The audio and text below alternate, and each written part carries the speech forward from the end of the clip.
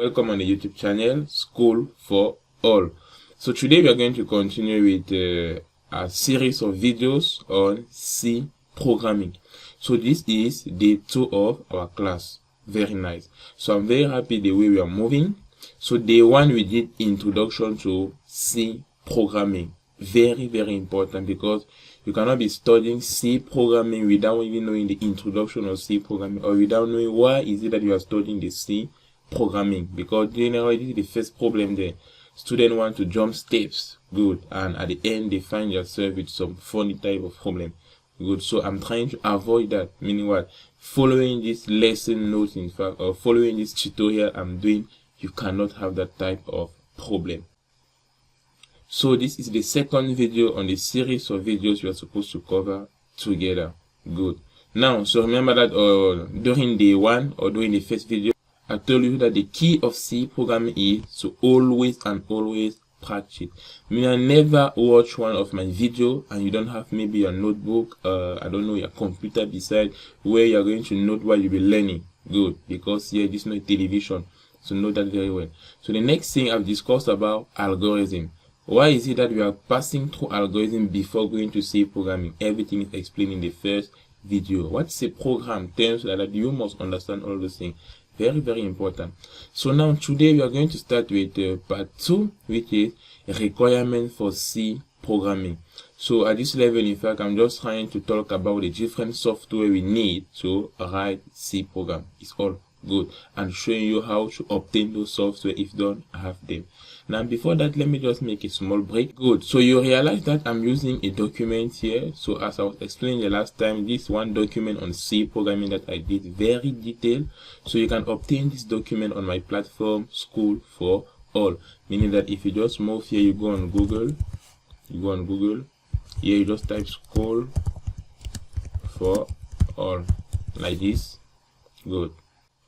So the first link that you're seeing, the School for All GCE, is my platform. So you just click on the link, School for All GCE. Very nice. So it's very clear that when you're on the platform for the first time, you first create your account. So by clicking somewhere here, you see actually I'm connected, but generally if you're not connected, you will see something like register. You click on register, you create your account. So after doing that, you move at the level of notes. Very important. After notes, you move to advanced level. You choose your level, in fact it depends.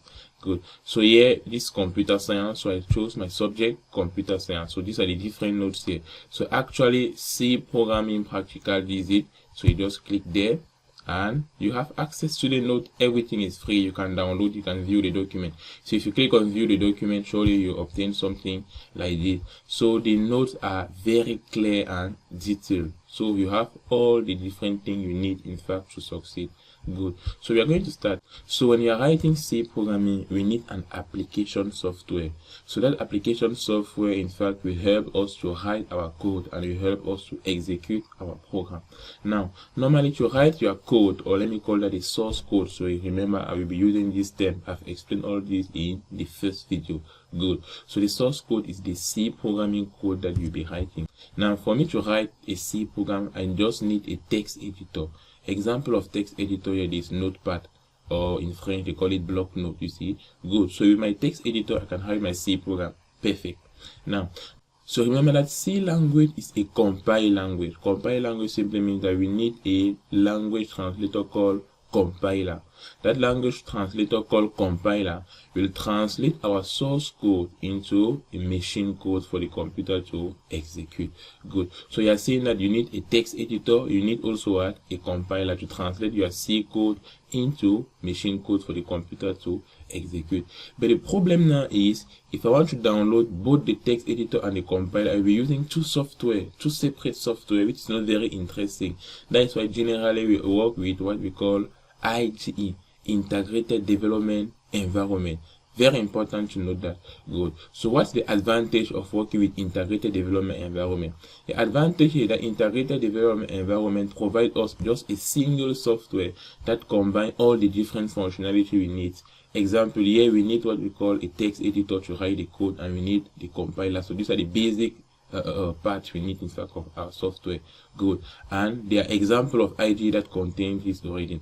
And there's another important part, what we call a debugger. See, a debugger in fact is just a program that help in fact to identify errors in our code and indicate where the error is found so that we can correct them.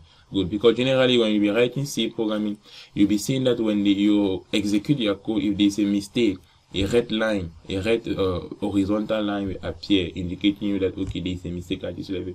So that stands to the debugger. Good. Without the debugger, this will not be possible. So the IDE integrates in fact all these things just in a single software. So example of some IDEs for C programming language.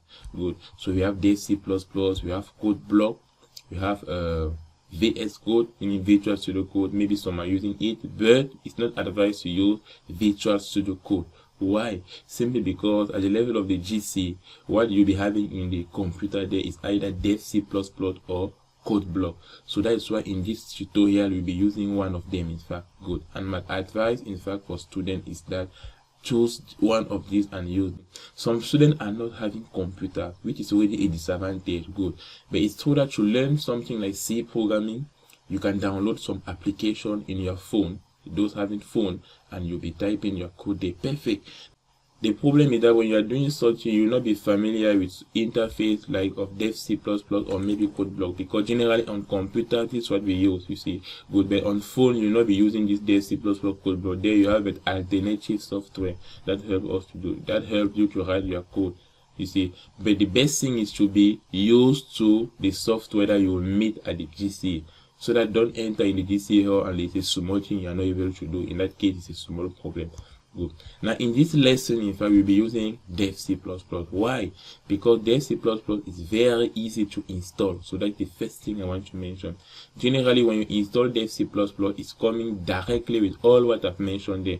Meaning that the text editor naturally is there, the compiler is there by default. So you have everything complete in one place. You just start writing your code directly and you execute.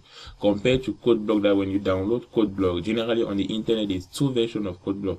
There's one version without the compiler, you see, meaning after installing Code Block you need to go and activate the compiler manually, and some students don't know how to do it. Good. And there's another method now where and there's another version of Code Block also on the internet where you have the software complete directly with the compiler installed already. Good. But some students don't really know the difference between them. But on my YouTube channel, in fact, I did a video where I'm showing you how to install Dev C++ Code Block, so you can watch them. Good. But my advice is you can use Dev C++. There is no problem. There is no problem. Good. Because it's not possible to write a GC exam and you sit in front of the computer that's not having Dev C++. It's not possible. Good. But at least the interface of Dev C++ and Code Block are similar. So yeah, you don't have any problem. Good. So this is the first thing I wanted to know. Now, here on this document, you'll be seeing that there is a link. So this link that you are seeing here is the latest version of Dev C++. So I've downloaded the software already and I've saved it inside my drive. Good. So if you click on this link, in fact, if you click there, you will fall directly in my drive. So this is my drive here. You see, from here you can just click on download and you will download it. Very easy. Good. So I did so because if I'm asking students, go on Google, type Dev C++, do like this. In fact, they can move to Google and have different versions there. And at the end, the version maybe that they download is not the correct one. That's why I've downloaded it for you. And everything is on my Google Drive. Good. So just click on the link. It's very easy. Good. If you have any problem, the comment section is there. Every day I'm verifying the comment section. Good. To identify student problem. Now, so here I've downloaded the software. This is mine here. If you go to download. Good. So this is mine here, you see. So when you'll be doing yours, you'll be obtaining something like this. Now, step 2 is to install. How to install? You just right click on the software. You have something like this. You click on yes. Good. So I'm using Windows 11, but you'll be having something similar. Good. I'm just showing you the process, but in reality I'm not going to install because I have the software already. I hope you are getting. Good. So you obtain something like that. You click on, you choose your language. It's clear that you choose English here, so no doubt. You click on OK. So at this level now, these are the different rules and regulations. You just click on I agree. Good. Here don't change anything. Just click on next. At this level, nothing. You just click on install, but I'm not going to click on install because I have the software already. But at this level, you just click on install and it's done. Very easy to install. Good. So let me just cancel it. So after doing that, now generally it's not as if the software, because some students after installing because some students after installing they expect the software directly here on their desktop. No, if the software is not on your desktop, make sure you move to your search bar and you just type dev C++. You will see dev C++ appearing. Then you click here and it opens directly.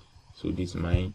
Good. So this is the interface of dev C++. The first thing to verify, and it's exactly what I'm explaining inside my notes. You see, good. So after doing that, when you open this, the first interface you observe here. Good. Now let me move back here.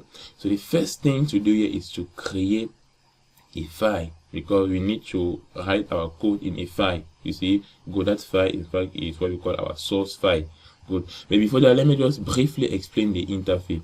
So you'll be seeing that there is a first part here. We call it the menu bar. Good. So the use of the menu bar, in fact, is to present you the different options or the different action that you can do on this software. So one of those actions we'll be using it now is to create a file. So when you click on file, you see, good. Generally there are so many things here and maybe you cannot really understand all what is happening here. Good. But generally what you'll be doing on file is just to create a new file and to save your file. So these are the two actions you'll be doing here, nothing else in fact. Good. So I'm explaining exactly what you need because I don't want you people to be confused that it's difficult. No. Yeah. Now how to create a file? So I click on file, you click on new. When you click on new, make sure you maintain your mouse on this blue bar appearing, because if you go down, you see, it's not, you don't have the possibility again to create. You see, so maintain your mouse on new, you click on source file. Good. Now the shortcut here is what? Control N. I hope you are seeing the Control N. Meaning that all what I'm doing here, if I do Control N, so if I do Control L, it's the same thing as doing all what I'm doing here. You see, as I'm doing this, the next video I will be doing, I don't need to pass through all this procedure. I can just do my Control N, you see, and from there you'll be understanding what's happening. So new source file, very nice. So this part that you are seeing here is your text editor. So this is the text editor. So this is where we'll be writing our different code exactly here. Note that very well. Good. Now I'm done with the menu bar. So the menu bar, this is what you'll be using there. Now at the level of the menu bar, you still have some options here, like there's edit here. Good, but generally you're not going to use this edit. There's search. Generally you're not going to use search also. Search is when you're trying to find a keyword in your program, you see. Good, but the different type of code you'll be writing in advanced level is not it's not as bulky as you think, you see. Meaning that generally if you search a word, you can just go through manually, you see. Don't need to, you know. Good. So now there is execute. Let me go to execute, which is very important. So execute here is showing you in fact the different buttons that you can use to execute your code. So these first three buttons you are seeing here, compile, run, compile and run, I will be explaining it in this video. Very important to understand them. Very, very important. Good. Now, but generally this first menu bar here, you're not going to use it. Why? Because down, meaning because under the menu bar, this is what we call the toolbar. So this is the toolbar here, this second bar that you are observing here. Good. And now this second bar here in fact contain button or contain shortcut button, let me say it like that, of all what is found on the menu bar.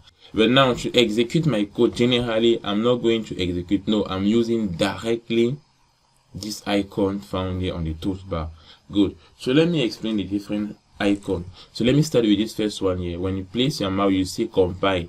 So remember that C programming is a compile language. So when you click on compile, you are translating your source code to an object code, or let me say to a machine code.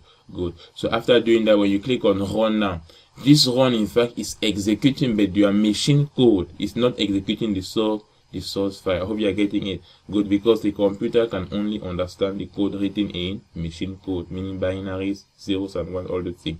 Good. So to make it easy, when you're writing your code, you're not writing in zeros and one, you see. You'll be using syntax, things like that of the C programming language. Good. So compile is to convert all what you have written into a series of binaries of numbers, zeros and one. So we call that what? The machine code. Good. So after doing that, when you click on run now, you are executing by that machine code. So you'll be doing it together. You'll be seeing that it's working perfectly. That's why generally when you write your C program, after clicking on compile, if you go back to your folder where you created your C file, you'll be seeing that there's another file beside added. Good. So I'm just explaining in the simplest way for you to understand at least what you are doing. But it's true that behind that, it's not only these two steps. No, you have different steps for the compilation process. You see, good. So after that, then there's a third button here, compile and run. Compile and run simply means he's doing what these two icons are doing. You see, good. That's what generally we'll be using by this third one directly, so that we compile and we run automatically. And when you place your icon there, you'll be seeing that this in bracket F11, meaning what the shortcut for this is F11 on my keyboard. You see, so you're seeing that you can place the cursor on your own software and maybe there is F12, I don't know. You see, good. Just to tell you that there's nothing to cram here, everything depends on what you have in front of you. Good. So this is all what I wanted to explain. So we are going to start by writing a basic code. Good. But I think I'll be doing this in the next video. So thank you and see you in the next video for the basic structure of a C program. When I talk about the structure, it simply means what you must always have for all the different C programs you'll be writing. Good. So make sure to like the video and leave a positive comment. Very important when you are watching a video. Good. You are not paying in fact to watch this video. So this is the minimum thing you can do to thank your teacher. Thank you.